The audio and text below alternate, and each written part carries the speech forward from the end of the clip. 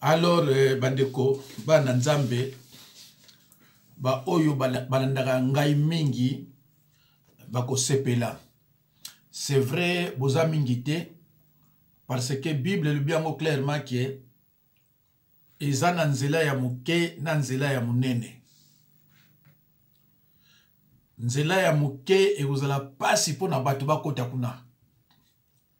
Mais nzela ya munene bato bakende kuna mvraki.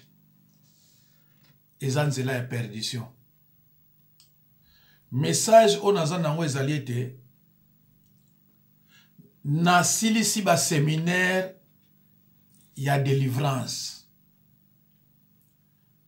Na kena ba veillée de prière. Ba jeûne et prière ya ba 21 jours, 40 jours.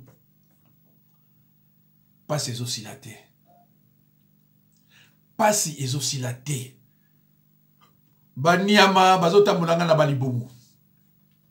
Na butu na zokolala ba mboa baza kolandanga. Ba policier pe paye. Ba militaire pe paye. Parfois nazati kokota na ba zamba comme na ba nyoka. Mais pourtant ba séminaire ya délivrance. Ba salinga ba imposition de mes boni. Na kwei combien de fois? Mais pas si oscillatés.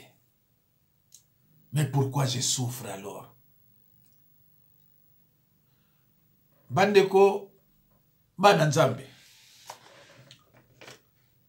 Bible lobi na biso na 2 Corinthiens 13:5a. Examinez-vous vous-même d'abord. Ndeko nanga, avant d'incriminer les sorciers, avant otala ba sorcier, tala nanu vinayo, banda obotamati lelo. Etamboli na yo eza ndenge nini. Tango mosusu okendaka na ndako nganga, tango mosusu otikaka pe ba photo kuna, tango mosusu otikaka pe ya yo na bana na yo, tango mosusu musana na yo ko kritika bato, tango mosusu musana no ko sala ba faux témoignage, tango mosusu ko zalaka na ba ingratitude na vie na yo, tango mosusu ozaka toujours na lokuta na munoko. Le mensonge, un péché qui mène à la mort. Pas na yo ezanga gate. Okokosi la mutuli kambunete za solo nzoka za lukuta o fabrique yango. Ndeko na ngai okosili sa ba séminaire de délivrance. Okosili sa ba veillée de prière. Et loko mon côté. Na butu kaka bandoto mabe, oza ko se retrouver na bazaba bamboa bazo kolanda yo la mukaboye.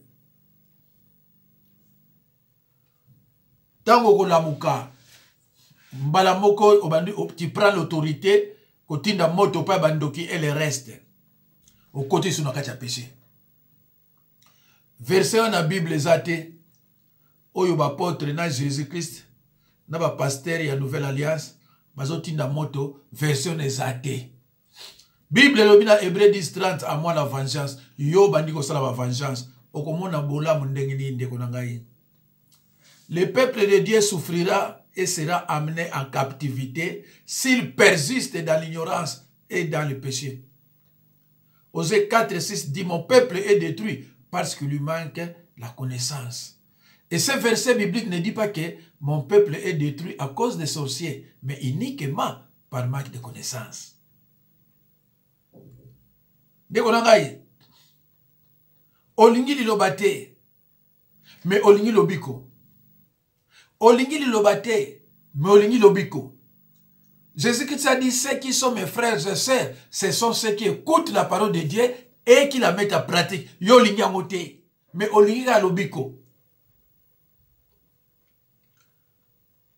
Bandeko na ngai. Lelo tozo vivre 75 à 80% des pasteurs bakenda ko simba biloko 75 à 80% ba pasteur bakenda na bango côté ya magie.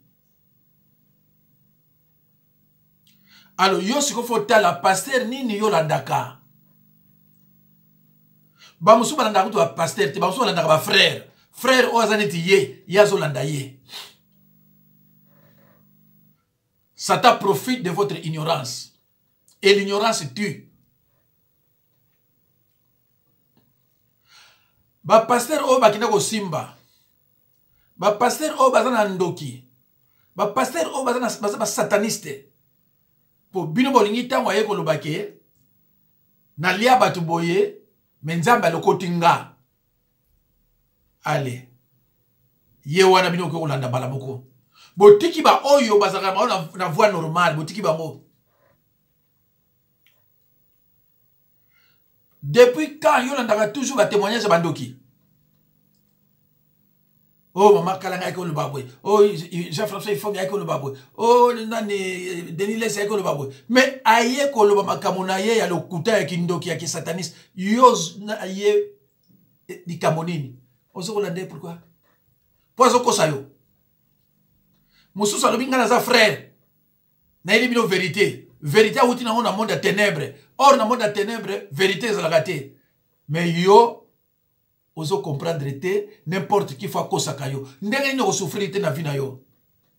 Et keba parce que celui qui surprendre yo, mbala ce jour de mort. Jésus-Christ a dit veillez et priez. Car vous ne savez pas quand ce temps viendra. Et craignez qu'il vous trouve endormi. C'est pour ça que je vous dis de veiller. Yo so l'excalaire na na kolanda ka bateau ba yo na lokuta. Lobi liwa surprendre yo. C'est jour de mort et mbio. Et tango ken affaire, on lokuta moto yo ba ko landa azakuna. Hier ko lobana bino ngai ntolatinda ki bolanda nga. Tango pasteur Jacques Dinabanza bana lobana bino vérité, pourquoi bana yo ka été? J'ai fait mon travail. Beaucoup la bâtiment va sortir sataniste. Oh yo bazana ba on casque de salité. Et tango bazana casque de salité, azana molimo santé. Siko yo zo landa pour l'année. Banda ko landa changement zate. Kaka yo ko sakabino lobi azuma ka banda ko batu aya bandi ko expliquer yo lobi azuma ka ba musicien aya ko banda ko expliquer yo zo bo vande zo yo kaka insensé. Au monde a ndenge ni soki balakisi matin ya pasteur Jacques Dinabane ko les aya kitoko ozo mona ngoreta vome aya ko lobana likamba ya ndako ya batu abana kosa yo na makamba ndako ya batu yo vande zo ke lengi okoma associé na ye okoma allié na ye tala pasteur ni yolandaka est-ce que muto yolandaka bi Bible yolandaka batu neti Denis Lesi Marcelo Roger Baka, Jean-François, il faut que sataniste. Bah, c'est pilé. Groupe on a nyonso ozo tanga ata moko za musala nzambete. Kocha tembete parce que yo ebinga te pe yo ebelo kote. Kombo oyo ebimina munoko nanga suna lobina yoke oyo aza musala nzambete te aza musala nzambete. Soko yebisiye akokota na shenanga ako discuter te. Pe ako tumo lagate. Ako tumo lagate surtout.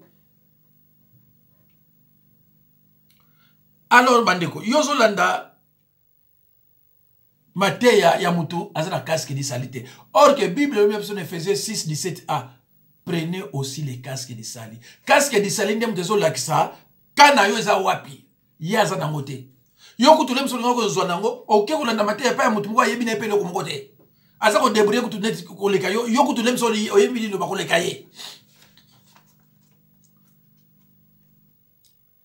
Ndeko Batouana délivrance aux oyangote. Délivrance aux oyangote parce que yémo ou toi terre à délivrance parce que ayebi délivrance était. Moutou oyo allé batou. Sorcier ou sataniste. Je l'ai dit avec fermeté.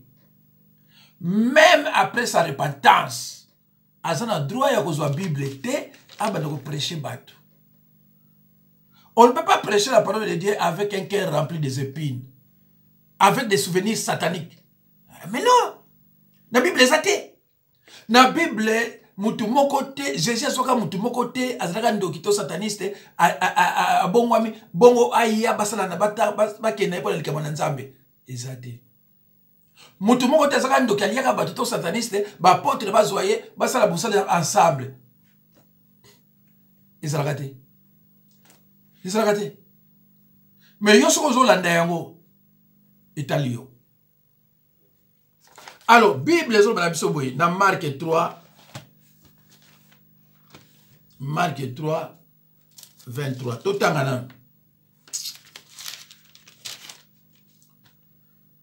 Marc 3 23. Yo kande balobi na Marc 3 23. Jésus les appela et leur dit sous forme de parabole. Comment Satan peut-il chasser Satan? Ye Jésus azolobi la bandoki. Alobi ndenge nini muta milimu wa mbindo akoki ko bengana milimu wa mbindo. Parce que le royaume du diable n'est pas divisé. Eza royaume moko oko yoka deza ya kosakana te. Bongo ndenge nini ye ndoki oyo landaka a délivrer yo a bengana milimu wa mbindo eza pa na yo. Jésus-Christ a dit clairement comment Satan peut-il chasser Satan? Si Satan chasse Satan, c'est que son royaume est divisé. Or, son royaume est uni par une proportion commune au mal. Lobi kono ezali na liloba na prière.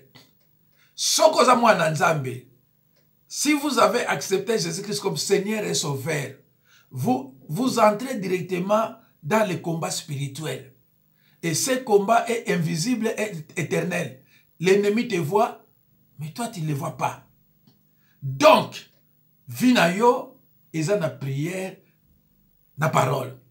C'est pour cela, j'ai toujours dit à mes disciples que le combat spirituel, c'est la bataille que l'on livre à Satan et ses serviteurs par la prière et par l'observance de la parole de Dieu. Biloko wana soko yebi ya motende konanga obono lekisano ka l'air. Na sepelaka tangu batu bazolanda ngamba za muke eke batu oyo bazolanda ba sataniste baze belé izolakisa nzela ya muke na nzela ya munene oyo Jésus Christ alobi na Bible. Nzela ya muke ekozala difficile mais bakokenda lola. Nzela ya munene bakokende na séjour de mort.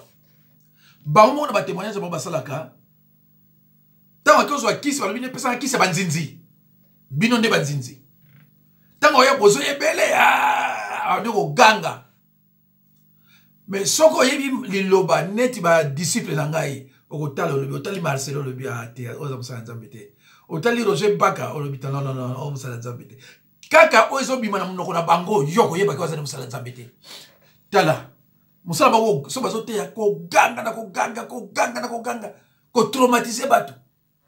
Moussou Gangi, l'église catholique, c'est une salle d'attente pour aller en affaires. Est-ce qu'un serviteur de Dieu peut dire des bêtises comme ça? Est-ce qu'un serviteur de Dieu peut traumatiser les gens jusqu'à ce point? Il faut respecter religion et abattu. Bible, il faut qu'on respecte religion et abattu. Ce qui bazote yamabe, on lui bazote yamabe, on démontre qu'on a un verset biblique. Mes chers frères et sœurs dans le Seigneur, séminaire et délivrance, non. Totanga sous Marc 3, 27. Je lis au nom de Jésus-Christ. Personne ne peut entrer dans la maison d'un homme fort et piller ses biens sans avoir auparavant lié cet homme fort. Alors, il pillera sa maison. D'accord. Bible dit que toute délivrance commence par la confession des péchés. Yo confesser ma péché te. Yaza toujours ma kasi na kacha corps na yo. Ako bimandenge nini. Ako libéré ondenge nini. Dommage que bolingi mate ya malamu te. Mais ndeko yeko na yebisa yo. Mutu musu koza na ye, azali na misala mabe. Azo landa nzela ya baninga na ye. O bate ya bata misala mabe wana. Yo lukono za na esprit ya discernement te. Yo lukono za bilanda landa, ali yo polandi ye. Ok, nali felo okolela. Ministère ya délivrance ezalaka te. Toza na 5 ministères. 5 ministères. Ministère de délivrance est raté. Séminaire de délivrance est raté. Bâti les baya boya tel jour de délivrance. Mais non, on ne programme pas le Saint-Esprit. Moi, j'ai un ministère itinérant. Un ministère de la parole de Dieu. Mais dans ce ministère, il y a la délivrance. Et ça n'est dit, ensemble E et sous-ensemble F. C'est la mathématique moderne. Donc, sous-ensemble F, et ça n'a qu'à ensemble E. C'est comme délivrance. Délivrance, et ça n'a qu'à ministère, il y a parole. Même ministère, il y a délivrance, et ça l'a raté. Et ça l'a raté. Séminaire de délivrance, il y a baya waboya pour la délivrance, et ça l'a raté. On ne programme pas le Saint-Esprit. Ah non. Soko yebi loba ndeko. Au moins, batonga na otanga ki baba sel nzambe te. Yo tchate mbete lobi c'est vrai. Parce que yebi loba. Mais si vous avez dit le bâté, on ne pas koloba qui vantar ate parce que oyebi no le boté. Alors, mes chers frères et sœurs dans le Seigneur, la mission d'un pasteur, d'abord, c'est d'annoncer la bonne nouvelle aux pauvres. Ça, c'est 1. 2, de délivrer les captifs, c'est-à-dire la délivrance. 3, de guérir les malades. Comme apôtre, bien que apôtre bakufa, docteur, prophète, pasteur, ayebi na yekutu biloko na lumina ote mission ya mosali na nzambe za nini. Tango zo tala deliles makabazo lekana ko lobaka kona. Ami bengi prophète, mission prophète za nini? Prophète za nani? Okuta yekuna zo ganga pétage. Okuta yekuna azako na ba musicien. Mais yo sikoyo ozo landa yo zocha yo vraiment za musali na nzambe bande ko bokebaka ba musuba ko makande ngona baza bandoki baza ba na nzambe te baza belé. Marcelo ce n'est pas un Congolais et pas yasa laki ayoki soki na kindi ko fondé l'église ozo mbongo belé atiki mboka na yekuna yembango na RDC ko cette église sataniste qu'il est allez plein de koso qu'une église. Plus de 200 personnes. Pasteur dans un moko. Biman église wana eza nzambete. Eza ba sataniste ba sorcier. Église faut la na prophète, docteur, pasteur, évangéliste. Parce que quand on parle des apôtres, les apôtres sont décédés. Tous les apôtres sont décédés. Les apôtres sont des gens qui ont été avec Jésus-Christ, qui ont suivi les enseignements de Jésus-Christ physiquement, qui ont mangé avec Jésus-Christ, qui promenaient avec Jésus-Christ. Oya ponaki wana. Bango na tolandaka na Bible. Après bango docteur. Mais si quelqu'un vient te dire que moi je suis apôtre, azam talukuta parce que apôtre va kufa. Pour on dima aux la sir. Quand le président monde entier va prêter la serment na bango prêter ango pa nani. Pas pasteur, pour dani. Mais parce que même apôtre va kufa. Parce que apôtre ça likolo ya pasteur. Si l'apôtre est qui va pas pasteur, mais l'apôtre Koufa, il n'y a pas pasteur. Parce que pasteur n'est pas il y a Biboélé. Il y a Ecclésia. Ils ont regardé pasteur. Il y a Simbi. Dans 4 églises, il y a prophète, il y a docteur, mais sous contrôle, il y a pasteur. Il y a si quelqu'un, il y a un qui sous ce qu'on a eu, à son banc, il y a un pasteur. Alors, il y a un frère. Parce que si on a un pasteur, il y a un et que c'est la conforme à la Bible, il y a un secati. Alors, dans un évangéliste, dans un frère, il faut que. Parce que qui m'a dit un pasteur? Et moi, je vous dis, je suis pasteur. N'importe quelle matière, oui, effectivement, je suis pasteur. Jamais non. Avant, non, sérieux. Mutu à cause de la faute gravité na côté ya bongo aya ko délivrer yo amen non Moutazo te yali loba nzambe, ba faute ebele, ako délivrer ndengini. Hein? Qui n'est pas baka. T'as la faute. Ah mais comment moutou a commencé ça université, il y a parole, alors qu'il y a moi faute des ebele. Alors, Ndeko,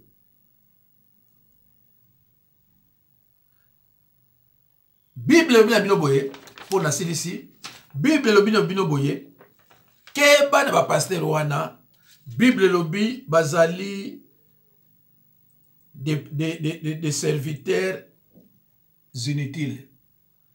Ils ont dans Matthieu 25-30. Bible ici nous déjà que ce sont des serviteurs inutiles. Matthieu 25-30. Des fontaines sans eau, c'est-à-dire moulimo sans côté des pierres, des 17. Tanga li lobande ko se pela même oyo. Na lobi ngai ba disciple nga. Soka zo tala pasteur boya la dit non à éviter, abifo. Parce que bazo zo li loba oyo et zo loba tout. Verset pe ya mbolo. Lobi na zo te ya bango, le samedi lobi na zo te ya bango, Dieu voit tout. Moïse a tué. David a tué. Jézabel a tué. Aka a volé. Secrètement, mais Dieu a vu. Dieu a vu. Satan aussi a vu. Maintenant, des versets bibliques, na messa. Ndeni mta osajete. Pour le que so que ça li kamoye ba que Satan nzamba azomona yo, Satan pe azomona yo. Ndenge nini bato osajete. Yo zo la namate ba bana yo. Oh, famille a fait rigola. Oh, famille a bato salioni.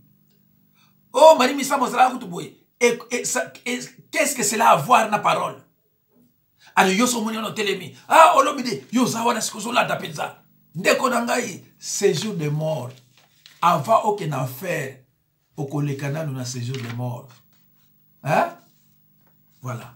Alors, bandeko nangai, vraiment, soki biloko oyo, yo mona kango, banyama kotambola na nzoto.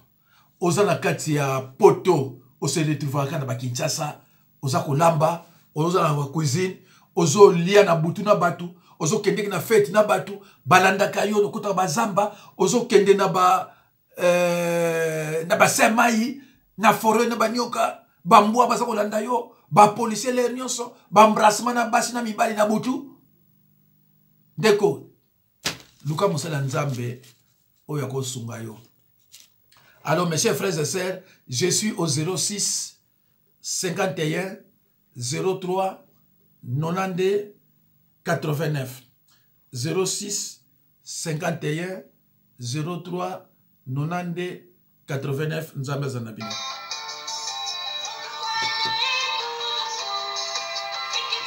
Merci. Bana Nzambe. Nzambe apambola bino. À la prochaine occasion. Kokima ke église na yote. Kozangisa ke église te. Kozala fanatique ya mosala Nzambe te. Zala fanatique ya liloba na Nzambe. Kozala fanatique ya mosala na Nzambe te. Zala fanatique ya liloba na Nzambe. Merci beaucoup. Merci. À la prochaine occasion.